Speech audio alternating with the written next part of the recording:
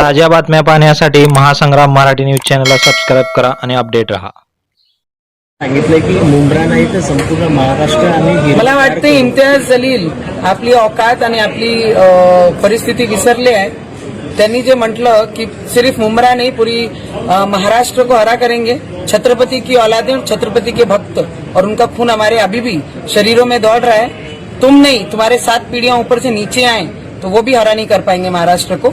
इतना एवढा मानसिकतेचे जे पद्धत आहे, मला वाटते की इम्तियाज जलीलला तमीज हा विसरलेला आहे। आम्ही मायनॉरिटी म्हणून, अल्पसंख्याक म्हणून या देशामध्ये त्यांना आपले घरामध्ये, आपल्या देशामध्ये खपून घेत आहे। त्याचा अर्थ हे नाही की सगळ्यांनी बांगड्या घालून बसलेले आहे। ज्या दिवशी आम्हाला दाखवण्याची वेळ आली तर 15 सेकंड आजही काफी आहे। तुमच्या स्वप्नाती हिरवं करणं हा पूर्ण होणार नाही। आणि असे लोकांना ज्यांना तमीज विसरलेले आहे, जे बायांबद्दल जेही बोलतात, पत्रकार परिषद घेऊन पूर्ण महाराष्ट्राला धमकी देऊन राहिल्या की ज्या छत्रपती शिवाजी महाराजांचा महाराष्ट्र आहे त्या पूर्ण महाराष्ट्राला आपण हिरवा करू, तर तुमच्या धमक्याला आम्ही भीक सुद्धा घालत नाही। इम्तियाज जलील, लक्षात ठेवा, तुम्ही ज्या शहरात राहतात त्या शहराचं नाव संभाजी महाराजांच्या नावाने दिलेलं शहर आहे।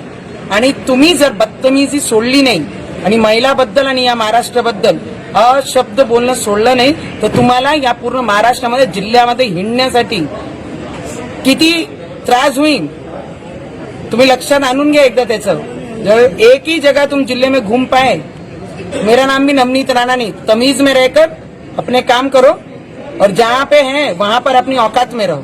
आपण जर हा व्हिडिओ यूट्यूबवर पाहत असाल तर आमच्या चॅनलला सबस्क्राईब करा आणि फेसबुकवर पाहत असाल तर चॅनलच्या पेजला फॉलो करायला विसरू नका।